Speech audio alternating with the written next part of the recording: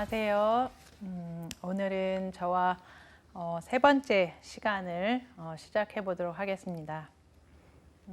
조금 어떻게 개념적인 부분들을 정리하시는데 이제 잘 따라오고 계신지 궁금하기도 하고, 또 어떤 부분은 조금 궁금한 것들이 또 해결이 되지 않으셨을 수도 있고, 어떤 부분들은 더 이제 또 보완이 필요하신 부분도 있으실 것 같은데, 그런 부분들을 조금 같이 남은 시간에 중복되는 부분들은 계속 제가 언급해 드리고, 또 이제 필요한 부분들은 더 또 이제 준비해서 한번 같이 해보도록 하겠습니다.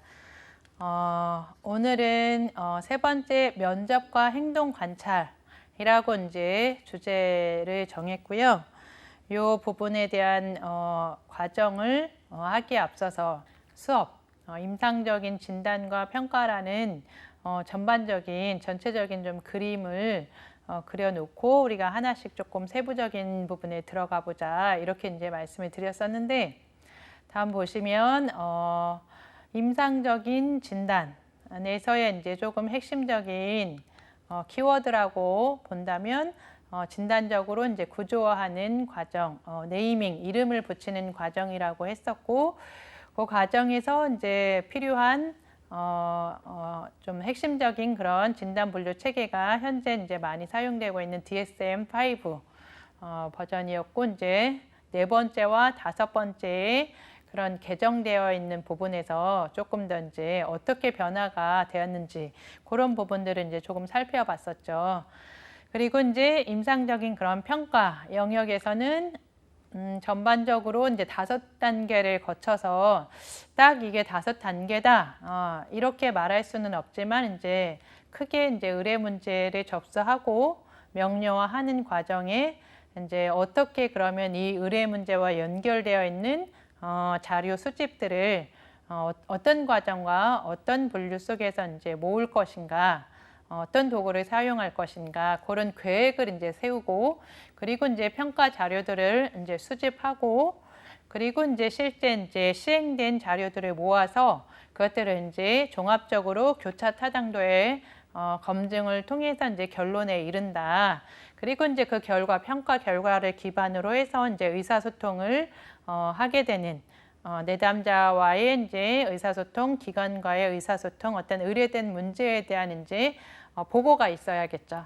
그러니까 이런 부분을 이제 핵심적으로 좀 다뤘는데, 그 전반적인 것이 지금 지난 시간 2강으로부터 시작해서 오늘 이제 하는 우리 면접과 행동 관찰, 그리고 이제 계속해서 이제 한 두세 주 정도 더 연결해서 하는 이 주제가 어떻게 보면 임상 심리사 또는 임상 심리학자, 그리고 임상 심리 전문가로서의 핵심적인 그런 역할, 이 부분이 이제 해당이 될 것 같습니다.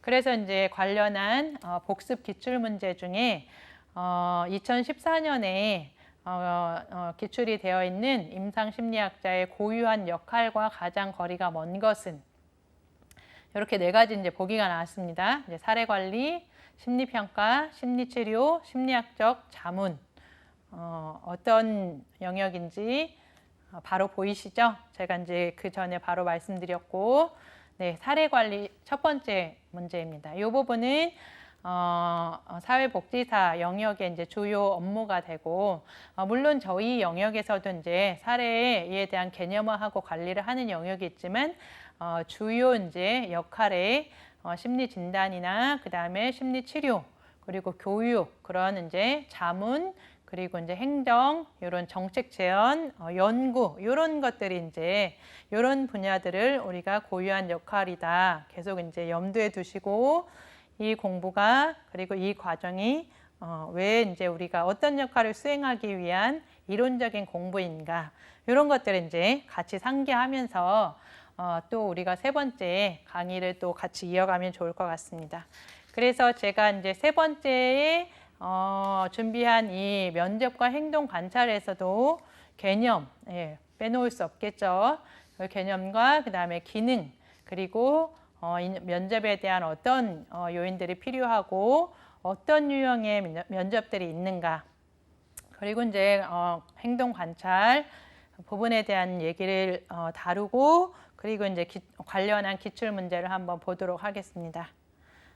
네, 다음은 그래서 지난 시간에 이제 보여드렸던 임상 심리적인 그런 평가라고 말씀드린 5단계를 아울러서 그리고 이제 실제 우리가 실시하는 그런 심리 평가 장면에서의 어떤 한 도식처럼 이제 보신다면 의뢰된 경위 안에 이런 온 그 순간 내방한 그 순간 보이는 모습과 외양과 표정과 태도에서부터 이미 면접은 행동 관찰은 시작이 됩니다.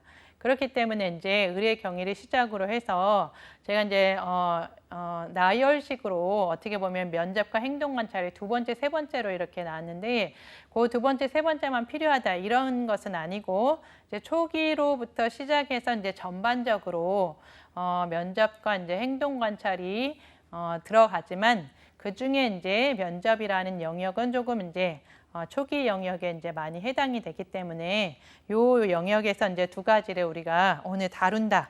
요렇게 이제 보시면 되겠습니다.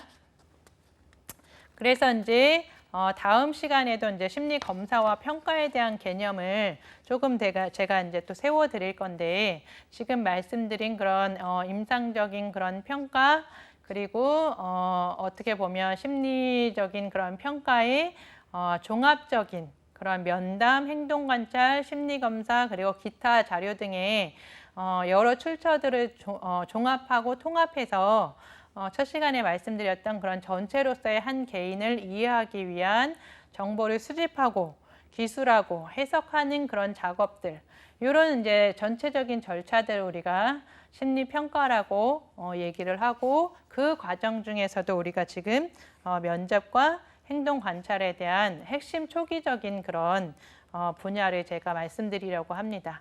그래서 다음 보시면 그 임상 면접의 이제 개념이라고 나와 있는데 면접이라는 것은 무엇인가? 그러니까 종합적이고 전체적인 그런 과정 안에서 어떻게 보면 어떤 검사와 어떤 순서들을 가지고 이 평가와 진단을 해간다. 즉 전반적인 안내. 그러니까 어떤 우리가 예를 들면 일을 시작할 때에도 초반에 중반에 이제 일을 끝내는 마지막 수행에 이르기까지의 큰 과정에서 어떤 구조들이 이 일을 구성하고 있고 내가 여기에 담겨져 있는지를 알면 조금 더 그림을 그리거나 아니면 좀 따라가기가 좀 쉽죠. 그래서 여기 전체 평가 과정에 대한 안내하는 초반 핵심적인 그런 초기 틀을 제공한다. 이렇게 이제 보시면 될 것 같고 그 과정 중에서도 이제 한 내담자와 이제 한 임상가 검사자가 만나서 어떤 필요에 따른 대화를 할 건데 그때 그 2사람 간의 의사소통, 대화를 통해서 이 면접이 이루어지는 거죠. 나는 여기에 잠을 못 자고 그리고 밥을 못 먹는다 요즘. 그래서 너무 굉장히 우울하다. 이런 문제를 해결하고 싶다. 내 상태가 지금 어떤지 궁금하다. 그러면 당신은 잠을 언제부터 못 잤는가? 언제부터 좀 잠을 들기가 어려웠고 밥을 먹기가 어려웠다 그러면 어느 정도로 먹기 어려웠습니까? 이게 이제 대화로 듣고 질문하고 하는 과정에 소통이 이루어져야겠죠. 그러니까 그런 과정 속에서 이 내담자가 하는 이야기들을 평가하고 그 데이터를 기반으로 한다. 요게 이제 이 면접의 이제 기본적인 수단입니다. 그런데 저희가 대화라는 거는 소통이라는 것은 누구나 하고도 얘기할 수 있고 어느 곳에서도 얘기를 할 수 있습니다. 그래서 보통 친구들하고도 편하게 내 즐거운 얘기, 내 기쁜 얘기하고 그 다음에 동료들하고도 얘기를 하고 부모님들하고도 얘기를 하죠. 그런데 이제 그때의 대화나 의사소통과 요 임상 면접에서의 대화나 의사소통의 초점이 다른 것은 목적 지향적인 대화라는 거죠. 어떻게 보면 이제 치료나 이제 전략에 대한 개입에 대한 접근으로 이 한 사람이 호소하고 있는 그 증상이나 어떤 결함에 대한 부분을 호소하고 있는 문제에 대해서 어떻게 어떤 방향으로 도와줄 것인가, 그 방향을 향해서 가기 위한 대화의 시작점. 이 부분을 이제 면접이라고 여기시면 되는데, 이 부분은 제가 지금 말을 하고 있는 것처럼 언어적인 그런 말이 들어가는 것이 있고, 제가 말을 하면서 웃거나 아니면 약간 긴장이 돼서 떨거나 이런 이제 태도나 표정이 보이시죠? 이런 것들이 이제 비언어적인 의사소통에도 포함이 됩니다. 그래서 이제 이런 개념 속에 임상 면접이라는 것은 어떤 기능을 그러면 하게 하는가? 검사를 통해 그리고 이 내담자를 돕기 위한 과정들이 여러 개가 있는데, 핵심적인 평가와 진단을 위한 심리검사 도구를 활용해야 되는 시간도 꽤 많이 이제 진행이 되는데, 기본적으로 3시간에서 한 4시간, 길게는 5시간이 걸린단 말이에요. 이제 하나씩 개별 검사는 물론 그거보다 이제 덜 걸리는 시간이 있고, 그런데 이제 임상 면접이 초기에 있는 면접인데, 여기에서 보다 더 좀 핵심적이고 기본적인 것을 체크하고, 그리고 이제 전반적인 검사의 평가나 이제 진단을 할 건데, 이런 부분들을 하기 이전에 벌써부터 여기에서 이제 길어졌다. 그러면 아무래도 조금 시간 대비 효율적인 면들이 떨어지겠죠. 그래서 여기에 기능은 짧은 시간 안에 내담자의 정확한 정보를 가능한 한 많이 수집을 하고 그 임상적인 평가에 활용을 한다는 거죠. 그래서 짧은 시간이라는 거는 그러면 뭐 몇 분, 몇 초를 말하느냐, 이건 정해져 있는 시간은 없어요. 그러나 이제 대략적으로 10분 내에도 이 사람의 호소 문자와 관련한 태도와 표정을 볼 수 있는 거고, 30분에 해당하는 시간이어도 그 시간에 볼 수 있고, 그러나 준비가 안 된 내담자가 왔을 때는 1시간이 소요될 수도 있죠. 그런데 이제 보통의 이제 저 같은 경우는 면접이나 시간이 소요되는 시간은 이제 보통 한 30분 정도 전후로 해서 면접을 좀 하는 것으로 합니다. 그러면 이 짧은 시간 내에 어떤 것들을 대화하고 얘기하기 위해서는 내가 낯선 사람을 낯선 공간에 왔는데 누군가하고 대화를 한다. 그러면 어떻게 내게 힘든 거를 호소하고자 왔지만 그럼에도 이제 불편할 수 있고 얘기를 기나게 할 수 없을 수도 있단 말이에요. 그래서 그런 부분이 이제 이런 핵심적인 좋은 치료적인 관계, 즉 호소한 문제를 가지고 온 내담자와 그 다음에 만나는 임상가 또는 검사자, 상담사에게 어떤 상황 속에서 관계 속에서 주고받는 대화여야만 조금 더 짧은 시간 안에 핵심적인 정보들을 이야기할 수 있고 편안하고 신뢰롭게 얘기를 할 수 있는가, 조금 더 타당하고 신뢰할 수 있는 정보를 획득할 수 있는가, 조금 더 이제 전문적인 용어는 이런 타당도와 신뢰도를 확보할 수 있는 자료들을 산출해낼 수 있는가, 이게 이제 핵심적인 거죠. 그러기 위해서는 좋은 그런 치료적인 관계가 형성이 되어야 된다. 이게 되게 필수적인 조건이다. 이 필수적인 조건을 위한 그래서 필요한 요소라고 얘기하는 것 중에 이제 핵심이 지금 말씀드린 라포입니다. 라포라는 이런 치료자와 내담자 사이에서 느낄 수 있는 조화로움과 신뢰감. 그러니까 내가 내 힘든 문제를 가지고 와서 얘기를 해야 되지만 뭔가 여기가 공간이 막 시끄럽고 음악 소리가 막 들리고 뭔가 주위에서 공사를 하고 있고 이러면 아무래도 외부 환경에 민감하신 분들은 더 그 소리에 민감하신 분들은 불안하실 수도 있겠죠. 또 이제 내담자하고 상담자의 관계에서 직업적인 특성상 경찰이나 이제 형사 영역이나 요 영역에서는 조금 더 취재를 하거나 이제 기자분들 이렇게 취재를 하거나 어떤 이제 취조를 하는 그런 상황에 조금 더 이제 빠르고 스피드하고 강한 어조로 얘기를 할 수 있겠죠. 근데 이제 제가 왔는데 뭔가 이제 취조를 당하는 것 같고 계속 질문을 듣는다. 그러면 아무래도 좀 불편한 마음으로 내 힘든 것들을 표현해내기가 어렵겠죠. 그런 경우에 이제 이 라포 형성이라는 이 사람은 신뢰할 수 있구나, 내가 편안하게 얘기할 수 있구나 하는 것들이 느껴지는 사람에게 내 마음의 문을 연단 말이에요.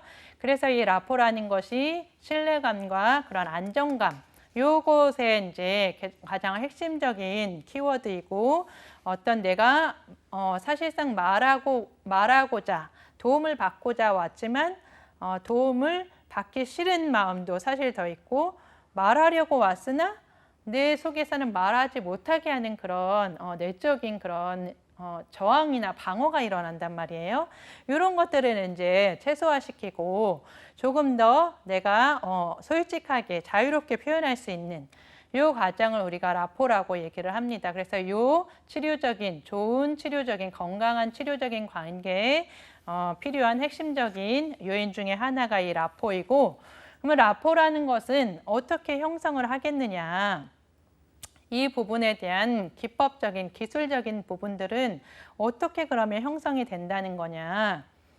여기에 해당하는 것은 이제 우리가 심리치료나 상담 이론의 기법 중에서도 이제 활용이 됩니다. 그리고 이제 그 부분은 이제 조금 더 보다 참고하셔도 되고, 이제 제가 이제 조금 간략해서 이제 말씀드릴 수 있는 것은 임상가가, 즉 검사자가 관심을 기울인다.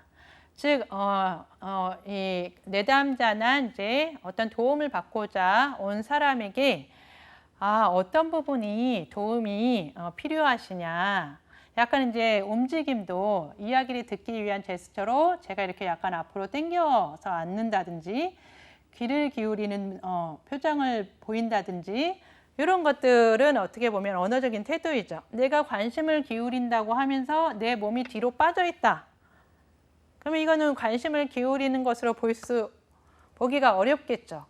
이런 거랑, 그 다음에 이제 언어적인 말로써도 어떤 부분에 도움을 받으시고 싶으시냐, 어떤 검사를 받으시고 싶으신 거냐라는 어떤 언어적이고 비언어적인 태도에서 관심을 기울이는 것이 기본적이고, 두 번째는 이제 적극적인 경청을 한다. 여기에는 우리가 너무나 중요한 핵심인데, 동일한 얘기를 하지만 친구나 어떤 부모님이 내 얘기를 이 사람은 참 잘 듣는다, 잘 들어준다, 잘 듣고 있다, 이렇게 보이는 반면, 어떤 사람은 내 얘기를 했을 때에 저 사람은 내 얘기를 잘 안 듣네, 안 들어주네, 이런 것들이 딱 감지가 되죠.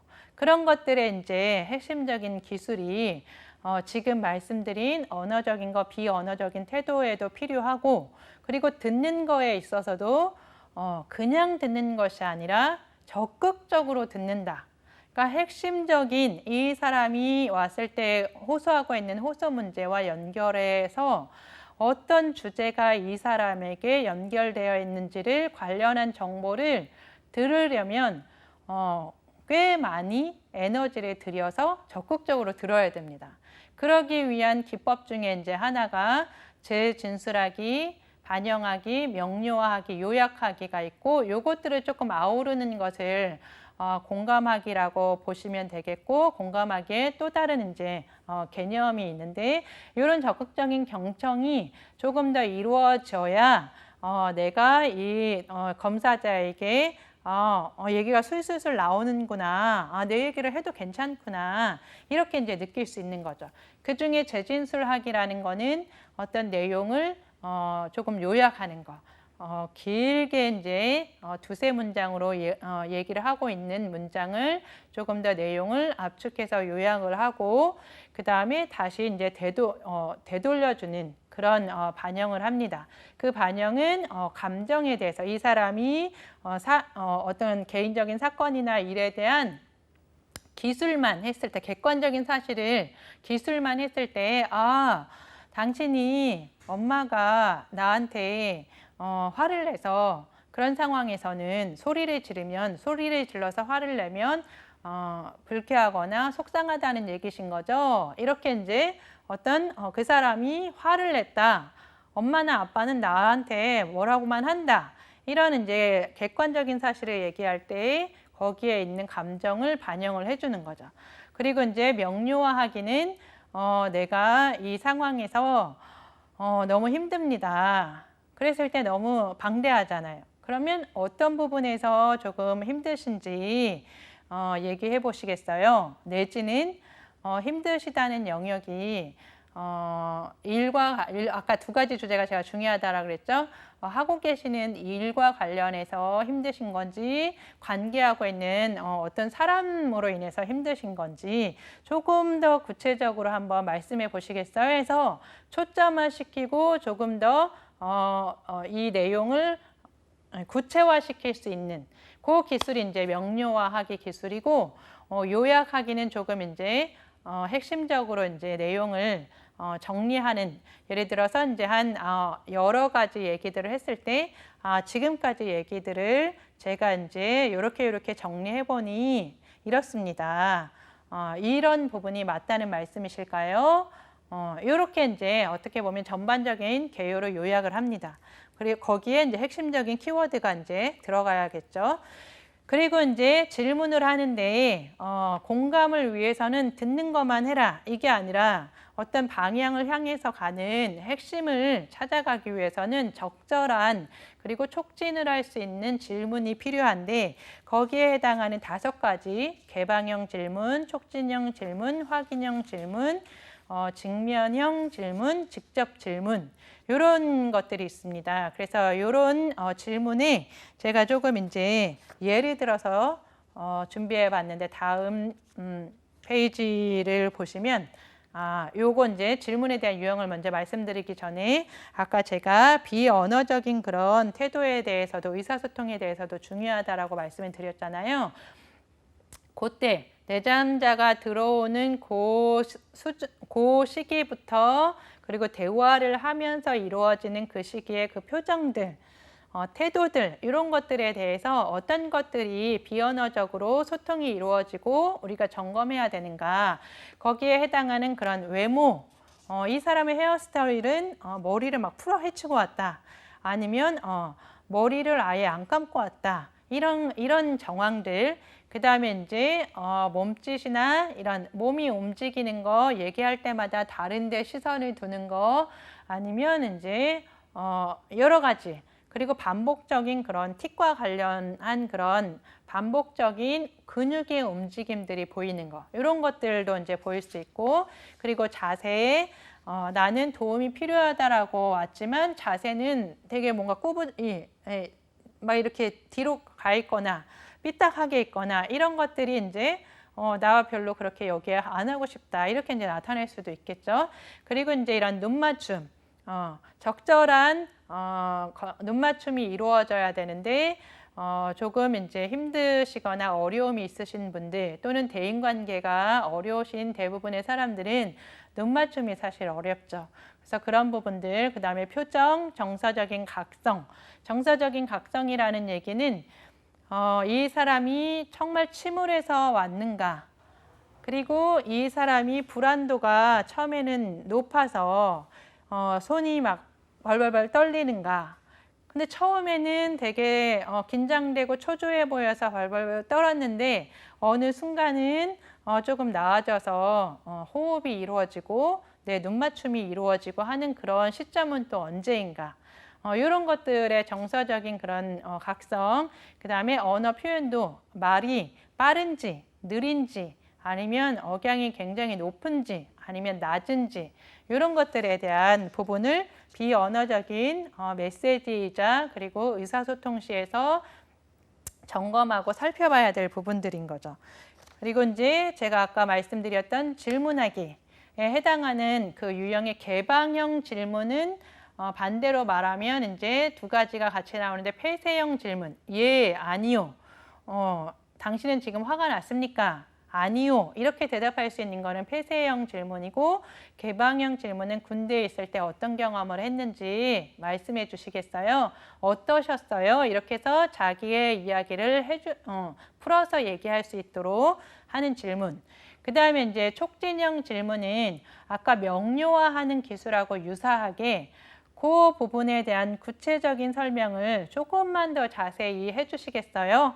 내가 잠을 못 잤다라고 했는데 그 잠을 못 잤다라고 한 아니면 내가 죽고 싶다라고 했는데 죽고 싶다라고 한 시점이 그 시점이 어떤 상황인지 조금만 더 얘기해 보시겠어요? 이렇게 촉진할 수 있는 핵심적인 그런 기술. 그다음에 이제 명료형이라는 거는 명확하거나 이제 확실한 거를 조금 더 이제 독려한다. 그러니까 당신이 엄마나 아빠한테 이제 화가 났고, 화가 나서 되게 속상하고, 지금, 힘겹게 버겁다, 이런 거를 느꼈다는 말씀이신 거죠. 하고 이렇게 정리를 조금 해주는 거죠. 그리고 직면형이라는 거는, 어떤 이야기를 내담자가 이제 했을 때에 이전에 했던 얘기하고 다를 때에 이전과 다른 불일치했던 그런 정황들을 조금 더 이제 짚어주는 거죠. 제가 이전에 듣기에 이런 엄마하고 아빠하고의 관계는 어렵다라고 하셨는데 오늘 얘기는 아빠하고 갔다 왔던 산책 얘기에 대해서 되게 즐겁게 얘기하시네요. 이렇게 불일치한 정황들을 조금 읽어주는 이런 거를 이제 직면형 질문이라고 합니다. 그리고 이제 직접 질문이라는 거는 조금 더 이제 라포가 형성이 되고 신뢰가 이제 쌓였을 때 환자 스스로 내담자 스스로 이제 책임을 지게 하는 그런 기능이 있다. 이렇게 이제 얘기가 나는데 예를 들어서 당신의 아버지가 당신의 선택에 대해 비판했을 때 당신은 그러면 뭐라고 대응을 했느냐. 그 다음에 당신은 뭐라고 얘기를 했고 또 그 얘기를 한 이후에 아빠는 그러면 뭐라고 다시 얘기를 했습니까? 직접적으로 이제 그 질문에 그리고 당신이 선택하고 했던 것들은 어떻게 하셨느냐 그런 것들을 이제 조금 직접적으로 질문해 볼 수 있는 상황인 것 같습니다. 그래서 이렇게 이제 라포 형성을 위해서 중요한 좀 핵심적인 라포 기술 이런 거 대비 이런 것을 갖추었다면 아까 비언어적인 태도에서 제가 몇 가지 말씀드렸지만 임상 면접에서 전반적으로 어떤 정보들을 그러면 탐색해야 될 것인가 그 주제에는 신분 확인 즉 신상 정보에 대한 확인부터 들어갑니다. 그래서 이름이 뭐고 남자가 왔는지 여자가 왔는지 20대 여성이 왔는지 10대 남자 아동이 왔는지 그리고 이 어디에 거주해 있고 그 다음에 결혼을 했는지 직업을 어떤 직업을 가지고 있는지 이런 것들 그 다음에 이제 핵심 의뢰 이유와 주호서 문제 현재 내가 어떤 것을 도움받고 싶어서 왔느냐 그 부분과 그 다음에 이제 행동 관찰의 여러 가지 언어적 비언어적인 보여지는 그런 태도들 이런 것들이 이제 관찰되어지는 정보로 행동 관찰 그리고 이제 현재 이 사람이 처해져 있는 상황 내가 대인관계에 어려움이 있어서 왔을 때에 이 현재 이 사람이 대인관계 어렵지만 직장 생활을 잘 하고 있는지 아니면 학생이라면 학교 생활을 잘 하고 있는지 그리고 가족과의 그런 생활들이 현재 생활에 자기가 놓여져 있는 그런 상황들을 어떻게 지금 표현하는지 그 현재를 기점으로 해서 이 사람의 개인적인 그런 개인력, 가족력, 발달력 이런 부분들은 이제 어떻게 보면 과거의 이제 생활 흐름이고 과거의 정보들이거든요. 이런 정보들도 이제 이 현재 이 사람이 대인 관계가 어렵다라고 했을 때 어떤 과거의 이 사람의 개인적인 성격 특성 또는 주 양육자 부모와의 상호작용의 과정들, 양육 방식 이런 것들이 어떻게 이루어졌기에 지금 현재 내담자가 대인관계 어렵다라고 호소하는가 이런 걸 알아보려면 개인력, 가족력, 그다음에 발달력 이런 것들을 이제 수집해야 될 정보 중에 핵심 정보죠.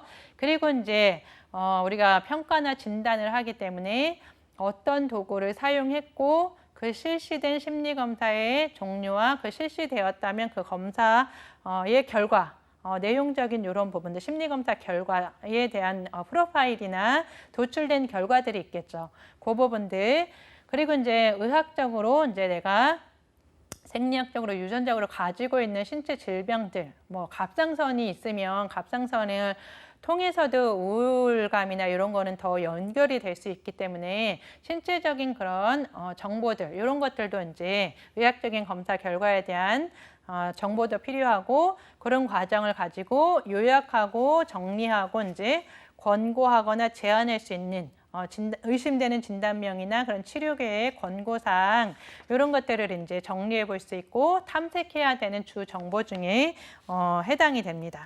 그래서 이러한 정보들을 가지고 우리가 초기에 지금까지 말씀드린 것 중에 임상 면접이라는 이 초기에 점검해야 되는 그런 여러 가지 상황들 다시 한번 정리해 보면 라포 형성이 이루어져야 되고 내담자의 문제에 이제 초점을 맞추기 위해서 개방형의 질문이나 부드럽게 관심을 기울이는 방법으로 접근을 하고 그리고 이제 초기 면접 부분에 이제 구조화나 어떤 심리 검사를 사용할 것이고 어떤 의뢰를 가지고 목표를 정할 것인가라는 그런 명료화하는 그런 작업과 초점화시키는 작업에 대한 구조화 이런 작업들이 이제 필요하고 그 다음에 이제 내담자의 그런 내면 세계, 내적 그런 참조 틀을 표현한다. 그러니까 내담자가 이제 호소하고 싶은 의뢰하고 싶은 문제들을 그래도 조금 더 자연스럽게 그러게 편하게 얘기할 수 있도록 돕는 역할들이 필요하죠. 거기에서는 이제 중요한 핵심 요인 중에 하나가 이제 경청하고 치료적인 질문을 하고 이런 과정이 필요합니다. 그래서 이제 여러분들도 우리가 면접, 임상 심리 면접에 해당하는 요 과정을 들었지만 요 과정이 일상생활에서도 한번 떠올려 보세요. 비슷한 과정이 필요하거든요. 내가 누군가 낯선 사람을 만난다, 아니면 낯선 상황에 간다, 그러면 누군가하고 친해진다, 아니면 어색한 공기를 조금 더 편한 공기로 바꾼다. 그러면 요런 이제 라포 작업과 이 구조화 작업이 꼭 필요한 거죠.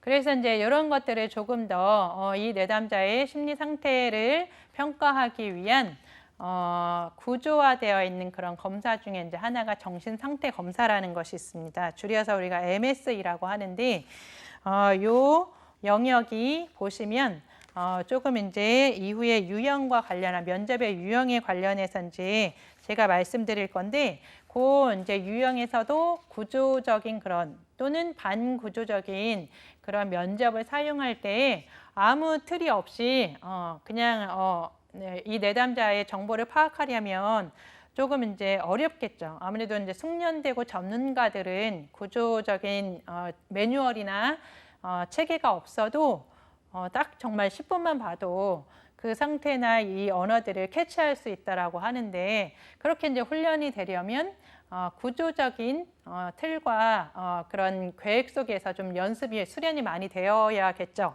그래서 그런 구조적인 과정 중에 하나가 이 정신상태 검사라는 요 과정이 있는데 그 과정에는 처음 말씀드린 일반적인 외모나 면담 행동 그리고 면담 태도가 의존적인지 선생님 이건 어떻게 해요? 선생님 뭐라고 하셨죠? 선생님 이건 또 한번 다시 얘기해 주시겠어요? 이렇게 의존적으로 계속 나한테 뭘 물어보거나 이렇게 하는지 아니면 협조적으로 이 부분들은 이렇게 합니다. 어떤 도구들을 할 때 자기가 스스로 이렇게 놓거나 이렇게 좀 협조적인 태도 그리고 이제 거부적이거나 반항적이거나 이런 태도들이 있을 수도 있죠.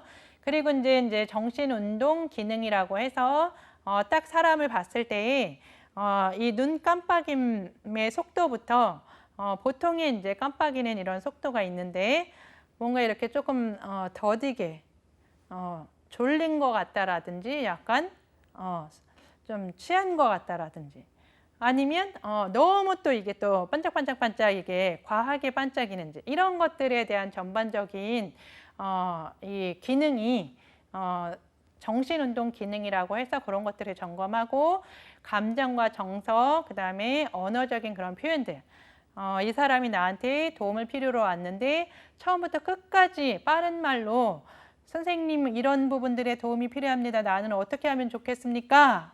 라고 해서 실수 없이 얘기를 하는지 아니면 조금 그걸 천천히 얘기하는지 이런 것들이 다 언어와 사고로 연결이 되는 영역이기 때문에 우리가 이 사고 이런 부분들은 추상적인 개념이고 사실 모르잖아요. 근데 그것들을 알기 위해서는 들리는 이 말, 언어를 통해서 이 한 사람의 사고 과정이나 내용이 어떻게 이루어지고 있구나 이거를 알 수 있어요.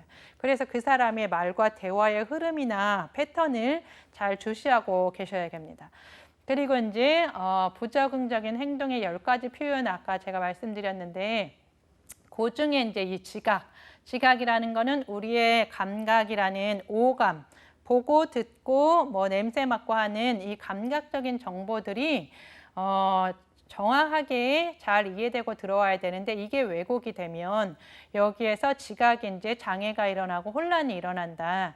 즉 아까 말씀드린 것처럼 다른 사람들은 듣지 못하는데 이분들만 듣는다. 이게 이제 환청이고요. 다른 사람들은 보이지 않는데 이 사람은 이게 보인다. 이게 이제 환시거든요. 이런 것들이 이제 감각적인 정보가 들어와서 동일하게 들어가지만 이분들에게 있어서는 조금 이제 왜곡이 되거나 이제 혼란을 일으키는 거죠. 그런 영역을 말을 통해서 대화를 통해서 알아낼 수 있기 때문에 구체적으로 어떻게 이 사람이 설명하고 있고 묘사하고 있는지를 보시는 거죠.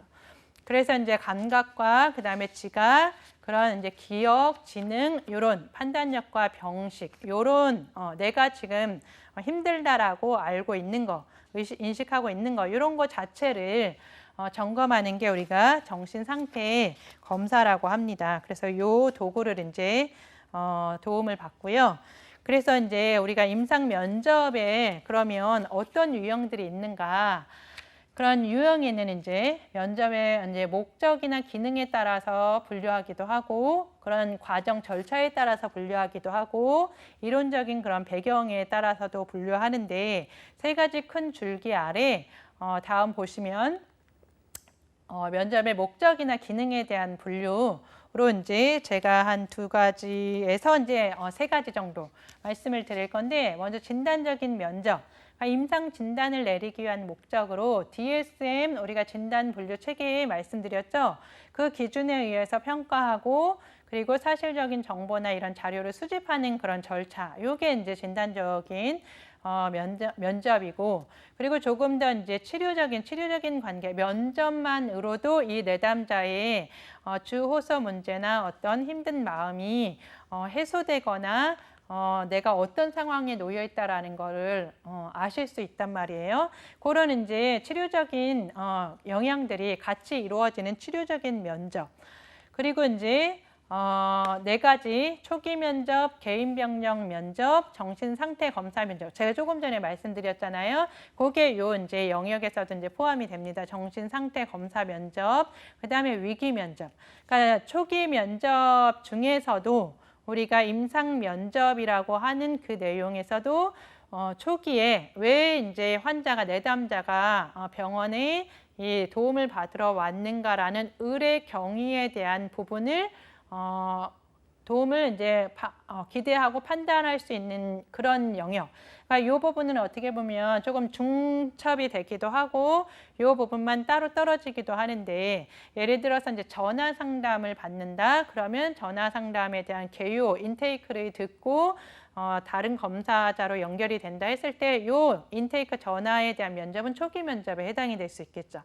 그리고 이제 개인 병력에 대한 면접은 면접 과정 중에 포함이 되지만 그 중에서도 기본 정보에 대한 수집을 한다.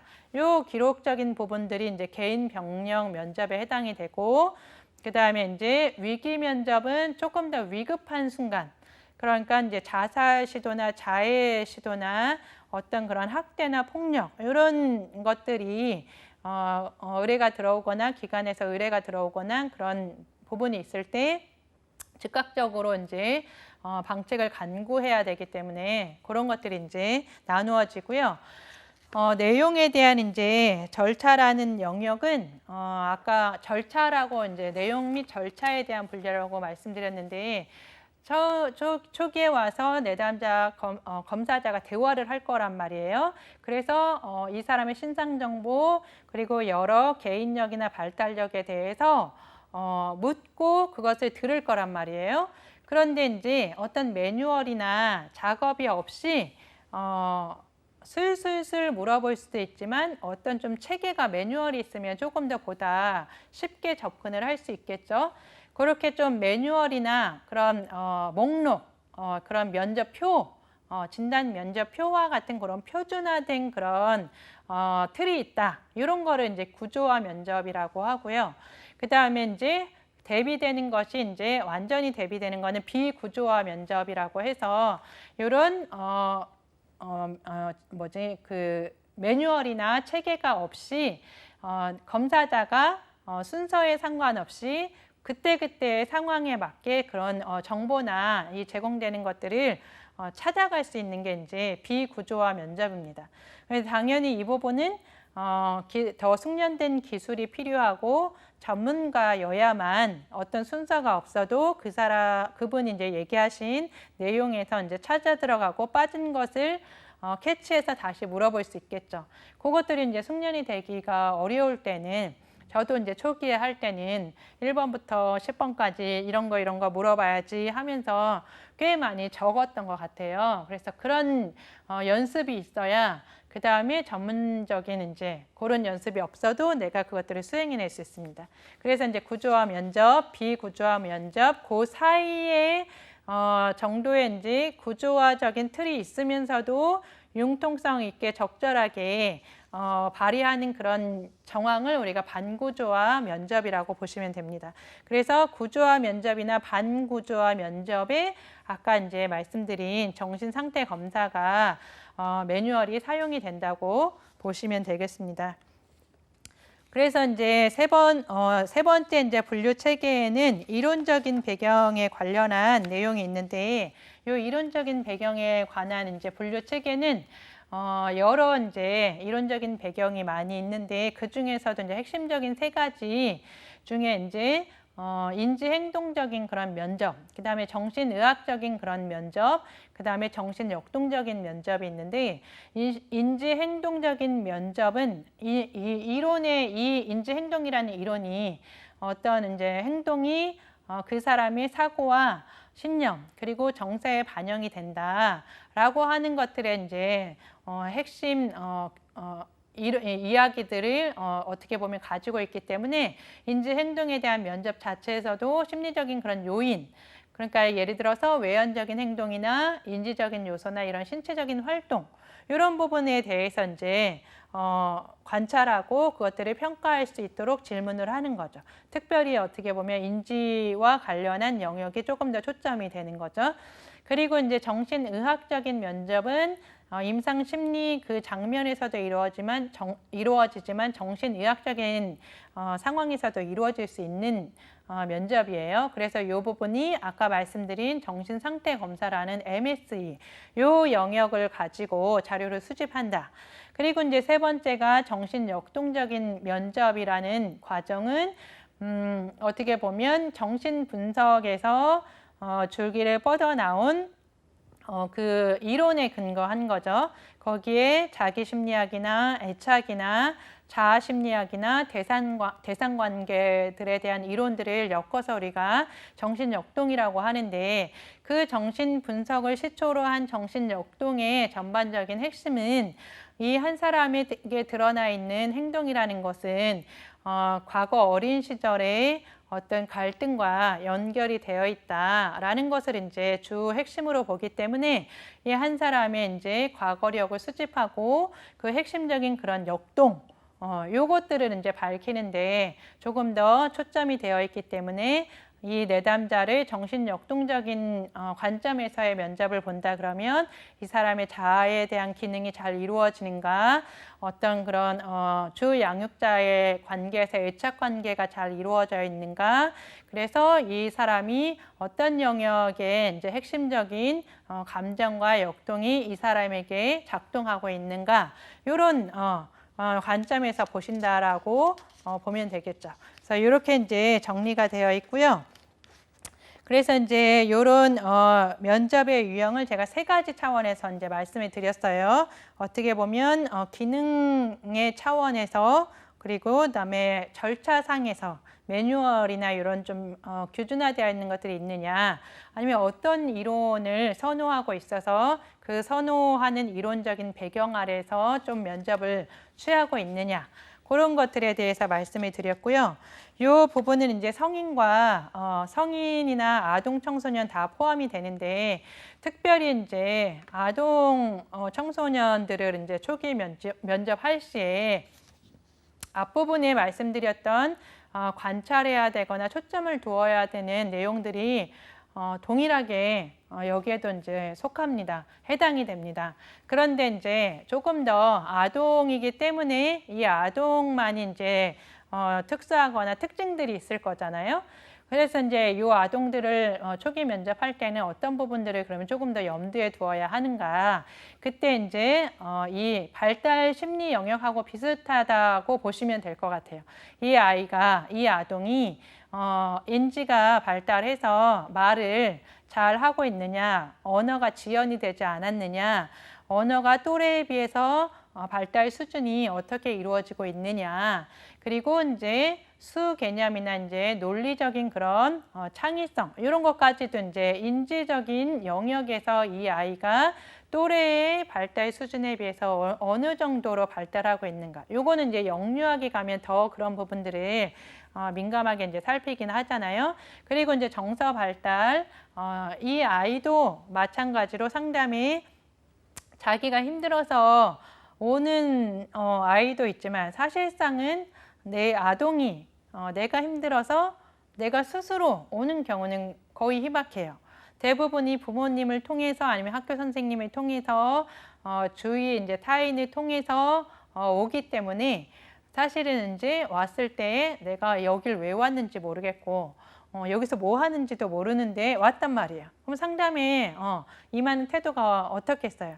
아예 삐딱하게 이제 안 보는 아이도 있을 거고, 왜 왔는지 말하기 싫은 아이들도 있을 거고, 이런 것들이 이제 다 정서와 상담에 임하는 태도에 이제 연결이 되어 있을 거고, 그리고 이제 사회성 발달에 있어서 가장 연결되는 게 제가 말씀드린 눈맞춤, 그 다음에 애착 형성이나 이런 이런 분야들, 그리고 이제 부모님 그리고 교사하고의 관계, 너가 담임 선생님하고 이제 관계가 어떠냐, 이런 상호작용, 이런 것들을 이제 사회성 차원에서 이제 확인을 하고요. 그리고 이제 운동 발달이라는 거는 이 신체적인 몸과 관련해서, 그러니까 손과 팔을 움직인다, 손가락을 움직인다, 이런 게 이제 대근육, 소근육이거든요. 이런 차원들이 잘 발달되어 있는지, 이런 거를 이제 검사상이나 면접상에서 체크하는 것이 중요합니다. 그리고 이제 마지막 이 놀이 발달, 이 아이의 또래나 아니면 부모님과의 상호작용의 그 놀이 현장이나 아니면 개인 스스로 이 놀이를 어떤 수준에서 이 아이가 놀 수 있는지의 그런 역량들, 이런 것들을 이제 파악하는 것이 성인과 대비했을 때 조금 중요한 영역에 해당이 되니까 잘 체크해 두시면 좋을 것 같고요.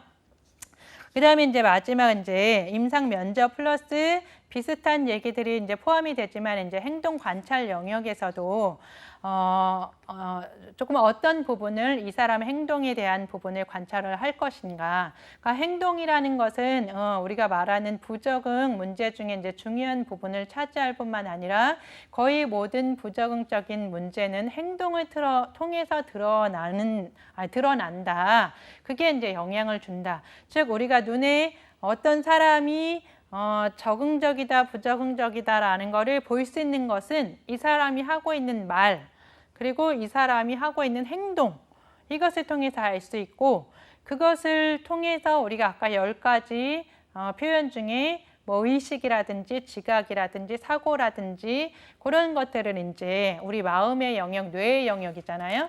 그런 것들을 이제 유추할 수 있고 발견할 수 있단 말이에요.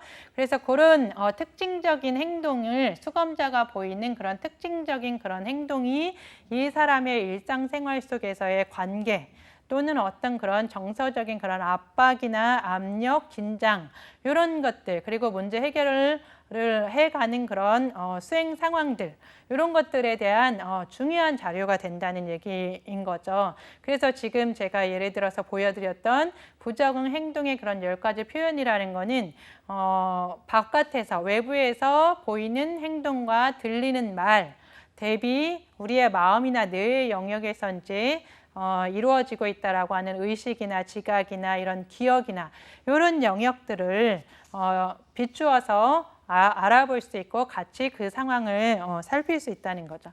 그래서 이제 행동 관찰의 주요 초점은 계속해서 반복되고 있지만 외양, 이 사람의 외모가, 모습이 어떻게 되는지가 중요하고, 처음에 왔을 때 모자를 푹 쓰고 와서 푹 눌러 쓰고 왔는지, 선글라스를 끼고 왔는지, 아니면 슬리퍼를 이렇게 신고 왔는지, 그런 것들에 몸 단장, 외모 이런 것들, 그 다음에 이제 행동과 그다음에 과하게 이렇게 반응을 하는지, 어떤 액션에 있어서도 무난한 것이 있고 또 너무 반응이 없는 것도 있고, 어머 그랬구나 이렇게 이제 과한 것도 있단 말이에요. 이런 것들이나 이제 정신 운동 활동에 대한 그런 상태, 이런 것들에 대한 움직임, 이런 거를 이제 관찰하셔야 되고, 그 다음에 검사자에 대한 그런 태도, 이런 것들이 이제 얼굴의 표정에서도 멍하게 이렇게 바라보는지, 그 다음에 힘없이 이렇게 있는 태도, 이런 것들, 무표정한 거, 대화할 때도 검사 장면에서도 검사를 이렇게 하고 있는 건지, 되게 힘이 기력이 없는 건지, 이런 것들은 태도 자체 내에서도 우리가 우울과 관련한 걸 시사할 수 있고, 그 다음에 뭐 방어적이거나 거부적이거나 좀 무의미한, 그리고 좀 얘기를 해도 어떤 대화에 대한 내용을 못 알아듣게 들을 정도의 대화, 그런 걸 이제 지리멸렬하다라고 하는데, 그런 것들에 대한 정황들, 여기에는 이제 뭐 우울증, 조현병, 제가 히스테리적 성격장애 이렇게 하는데, 이 태도가 이렇다 이렇게 이제 확정 짓는 것은 아니고, 이런 것들을 기반으로 이런 진단 범주를 계획하고 먼저 이제 가설을 세울 수 있는 것들이기 때문에 그런 관찰들이 중요하다라는 거예요.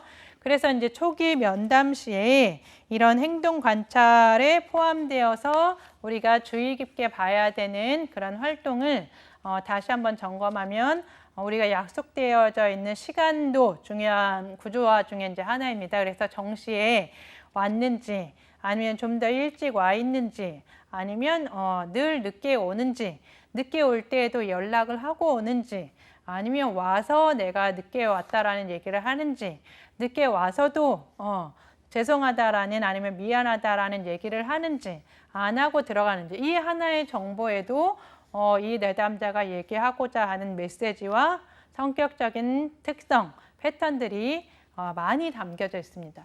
그리고 누구와 동행했는가, 아동이, 10대 아동이, 아까 말씀드렸죠. 10살의 아이가 나 힘든 게 있어서 검사 좀 받으러 왔습니다. 혼자 왔어요. 이런 상황이 일반적이지 않죠. 그리고 30대나 40대의 이제 성인 분들이, 여성이든 남성이든 성인 내담자가 나 힘들어서 도움받으려고 왔어요 하고 부모님을 같이 동반해서 왔어요. 이랬을 때에는 보편적인 기준에서 조금 다른 것들을 시사하는 것들을 꼼꼼하게 챙겨야 된다는 거죠. 그리고 내담자의 외모, 인상, 위생 상태, 그 다음에 면담 태도, 그리고 이제 듣고 보는 것들, 그리고 이제 그 당시, 면담 당시나 검사 당시에 이 내담자의 이제 컨디션, 그러니까 전날 잠을 못 자고 왔는지, 아니면 당일에 아침을 못 먹고 왔는지, 과하게 먹고 왔는지, 다 이제 필요한 정보들이죠. 그리고 이제 내담자의 언어적인 이해력, 특이한 행동들, 그리고 정서적인 반응, 그리고 의사소통 능력, 이런 것들하고 전반적으로 이제 관찰해야 되는 정보라고 이제 말씀을 드렸는데, 이런 정보들을 가지고 이제 우리가 이제 기술을 한다. 그러면 이제 예를 들어서 이제 초등학교 이제 나중에 심리평가 보고서나 이런 상황에서도 이제 얘기가 나오겠지만, 예를 들어서 이제 쓴 거예요. 이게 이렇다, 이런 실제 인물이 이렇다, 이런 건 아닌 거니까 이제 참고하셔서 보시고, 아동이 보통 키에 이제 보통 체격으로 이게 이제 기본 신상이죠. 그리고 이제 입술이 터져서 빨갛게 되어 있었고, 그러니까 들어오는 상황에 이 사람의 얼굴 내에 정황적인 부분들을 관찰하고, 그리고 아동이 부모와 함께 센터에 이제 방문을 하였다. 치료 기관에 방문을 하였다. 요거하고 이제 유사한 거죠. 그리고 이제 위생 상태, 어떤 이제 깔끔한 정도, 이런 것들에 손톱에 대한 이제 깨끗한 그런 매무새, 아니면 여기에 막 흙이 묻어 있어서 조금 지저분한 거, 이런 것들에 이제 양호하고, 눈 맞춤이 잘 이루어지고, 검사 내내 이제 한 자세를 오래 유지하고 있어서 조금 상당히 경직되어 보였다. 이렇게 이제 행동 관찰이나 초기 면접을 가지고 좀 정리할 수 있죠. 또 하나의 예는, 그러니까 내담자가 보통 키에 보통 체구인데 20대 중반이죠. 그러면 이제 이 20대 중반의 여성이 긴 생머리에 패딩 점퍼를 입고 온 어떤 이제 취향과 어떤 뉘앙스로 왔는가. 그리고 이제 20대의 성인 여성인데 이제 아버지와 함께 내방을 했단 말이에요. 그런 정황들. 그리고 앞머리를 길게 이렇게 내려서 눈이 덮여서 안 보이는 거. 그러면 눈이 덮였다. 이 얘기는 조금 더 이제 우울하거나 대인관계에서 조금 이제 어려움이 있거나 하는 거를 시사할 수 있겠죠. 그리고 검사 내내 기운이 없이 고개를 숙이고 있어서 매우 이제 무기력한 모습들이 관찰이 되었고, 거기에 반해 이제 위상 상태는 또 깔끔해 보이지 않고 눈 맞춤은 매우 간헐적으로 좀 이루어진 것 같다. 이렇게 이제 조금 어떻게 보면 기술에서 정리해 볼 수 있을 것 같고요. 면담과 이제 행동 관찰에 해당하는 전반적인 내용이 핵심적으로 검사자에게 이제 필요한 기술, 아니면 중요한 이제 내용 중에 이제 하나가, 그렇기 때문에 많은 정보들을 관찰하고 내담자의 이제 처음부터 끝까지의 모든 주시하고 주의력을 이제 기울여야겠죠. 그래서 그 상황에 라포 형성, 의사소통 기술, 질문 기술, 관찰력, 그 다음에 판단력, 민감성, 이런 핵심적인 부분들이 요구가 된다고 할 수 있겠습니다. 그래서 지금까지 저하고 이제 세 번째 시간으로 면접과 이제 행동 관찰에 대한 부분을 이제 배우셨고, 다음 네 번째 시간에는 임상 심리 검사에 대한 전반적인 또 개요에 대한 부분들을 배우도록 하겠습니다. 네, 지금까지 수고하셨습니다.